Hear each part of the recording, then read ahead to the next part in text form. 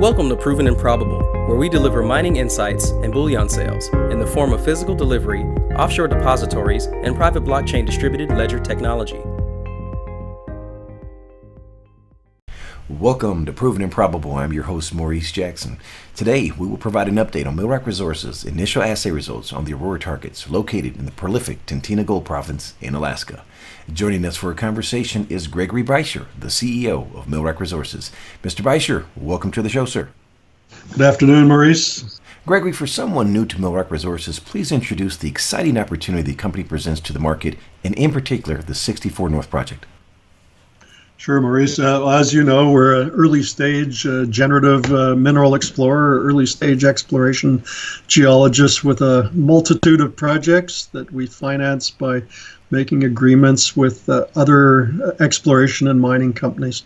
That increases our chance of finding a ore body to the great benefit of our shareholders, and reduces the risk involved in early stage exploration. A lot of money spent looking for new gold and copper deposits, but discoveries are pretty rare. But it looks like Millrock might be on to something at the 64 North project, where we're drilling just to the west of the Pogo gold mine. And speaking of that, can you walk us through the Aurora target? As I mentioned, the target is just to the west of the Pogo gold mine and the Goodpaster deposit. I think your viewers are looking at a slide right now, and that those letters GP indicate the Goodpaster deposit. That's on our neighbor's ground, Northern Star Resources, and our ground is shown in blue. And the dark blue dots on the map are the approximate locations of the two holes we've drilled so far, and the red ones are ones that are planned for the immediate future. We did complete hole 20 AU-001, and we got started on hole 2, but as announced previously, the drill contractor elected to pull off in light of the risks posed by the coronavirus and potential travel restrictions that might have trapped his drillers here in Alaska. They're from Idaho. So prudence was the right thing, and so it was best to pull off. But now we know that we can go back soon. And we're quite anxious to drill hole 2 to its planned depth of 600 meters. We stopped it at 194 meters. So finish that hole off and drill the others in the general Aurora target area. It's important to note that we're about 25% into the program, the drill program, and then as COVID-19 approached us, drilling had to stop. So based on that, can you share with us the assay results? Yes, we did produce assay results for the top 2/3 of hole 1, and I'll be frank and say, Maurice, that we had hoped for better.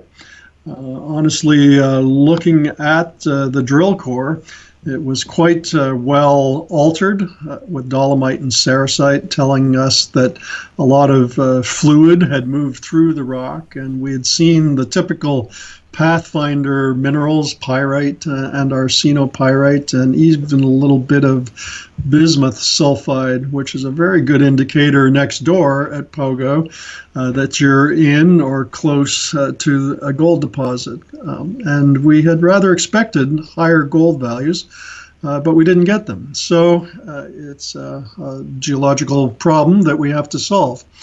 And we do know a couple things, and in many ways this hole, even though it didn't have the gold grades that we all hoped for, it did have a lot of good signs. We know now that the shear zone that we target is the same shear zone, we believe, that hosts the Pogo mine and the Goodpaster deposit next door.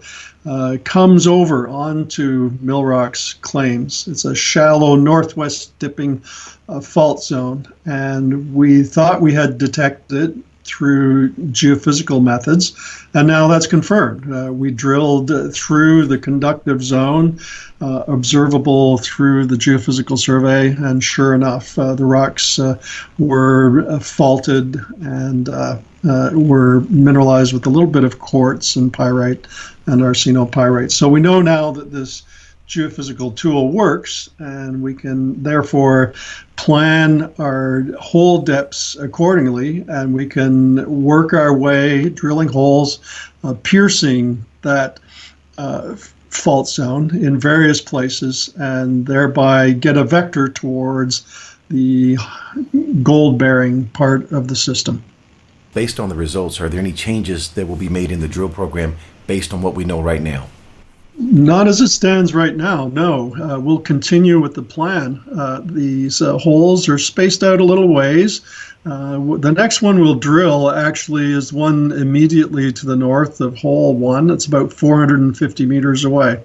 And it's closer to a potential heat source, a magmatic intrusion that perhaps would have some control on where gold is deposited. So it'll be interesting if we get a vector. If the gold grade starts to increase as we drill holes further to north, that'll be a good sign, and we'll continue to follow up that way. So that's the plan, and the plan is to get back to work pretty soon. Can you walk us through the strip log? Sure, I could. Yes, it's quite interesting to see the correlations. On this log, you've got lithology or rock type on the far left, alteration on the next column, presence of minerals in the next, and then the values of gold, then arsenic, and then bismuth. On the next 3 histograms, and then finally the magnetic susceptibility of the rock. And you can see some particularly interesting correlations between gold and arsenic and bismuth in particular. And we don't have it on this one. If you were to plot tellurium up as well, you would see it in an anomalous concentrations, and that's a good sign.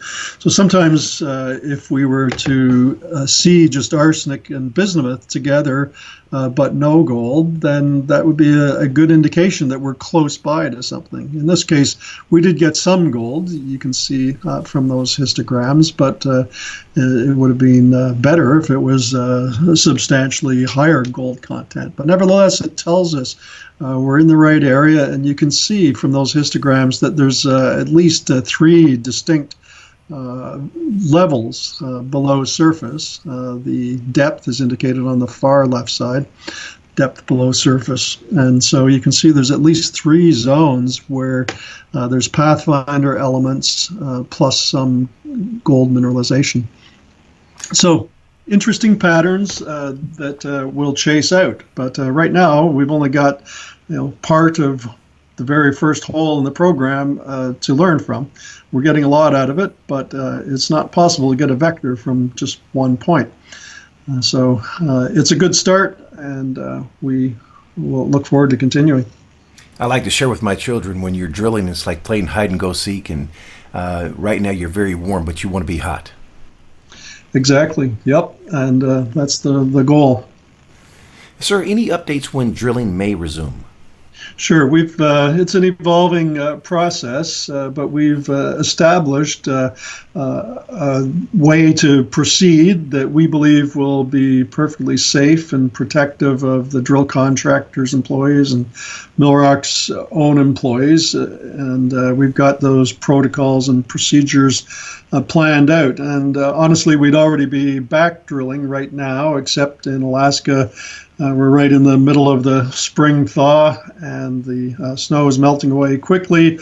Everything's really soaking wet. The new drill road that we installed last fall is a mucky mess right now, and it'll take a couple more weeks for it to dry out and become usable again. And so we're just waiting impatiently for that. And then we'll make an effort to get back drilling again. We're targeting the last week in May for the resumption. In closing, Mr. Beischer, what would you like to say to shareholders? Well, I think we've got a great start here, and stay tuned for further news. We've got more assay results coming from the holes we've drilled, the bottom part of the first hole and the part that we did complete out of the second hole. We'll hope for some good surprises there, but then the next round of results will probably be coming in June or early July. And what does that say to Millrock Resources when you had volume probably at a historic high when the news release came out, but the share price really remained resilient? And, it's possible the market got a bit ahead of itself, and I thought, well, it'll pull back strongly since these results aren't as strong as we'd hoped they'd be in terms of gold content. But the price didn't pull back too much. A lot of shares traded, but that means a lot of new shareholders bought at 16 or 18 cents. And I hope and think that those new shareholders are going to do very well. And just for the record, we have not sold our position in Millrock Resources. We look to add to our positions. If we see a decline in the price any further, we will try to be as aggressive as we can.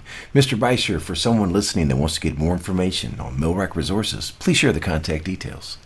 Yeah, by all means, just check our website, millrockresources.com, and you can get in touch with Melanie Henderson at Investor Relations, and she can answer many questions of current and future potential shareholders. And if there's anyone that has direct questions of me, I'd be glad to provide answers.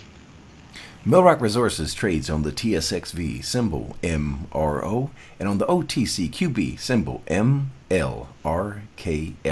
Millrock Resources is a sponsor of Proven and Probable, and we are proud shareholders for the virtues conveyed in today's message.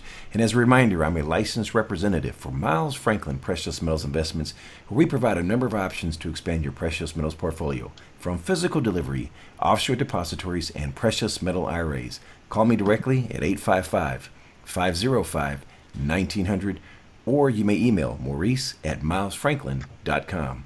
Finally, please subscribe to Proven and Probable.com, where we provide mining insights and bullion sales. Subscription is free. Gregory Beischer of Millrock Resources, thank you for joining us today on Proven and Probable. The information presented on Proven and Probable is provided for educational and informational purposes only, without any express or implied warranty of any kind, including warranties of accuracy, completeness, or fitness for any particular purpose. The information is not intended to be and does not constitute financial, investment, or trading advice, or any other advice. You should not make any financial, investment, or trading decision based on any of the information presented without first undertaking independent due diligence and consultation with a professional broker or competent financial advisor.